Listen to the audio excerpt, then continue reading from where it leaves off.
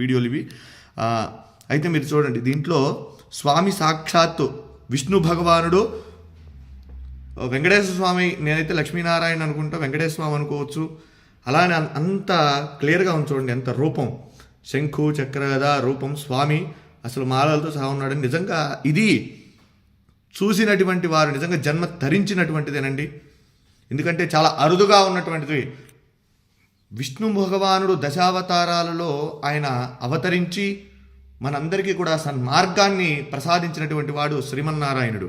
అలానే ఈ శాలిగ్రామంలో సాక్షాత్ విష్ణు స్వరూపం అని చెప్పి మనం అనుకోవడానికి ఇది ప్రతీది. కనుక ప్రతి ఒక్కరూ కూడా ఈ యొక్క వీడియోని అందరికీ కూడా చూపించండి, శాలగ్రామాన్ని దర్శించండి. శాలిగ్రామ శిలావారి పాపహారి విశేషత ఆజన్మకృత పాపానాం ప్రాయశ్చిత్తం దినే దినే.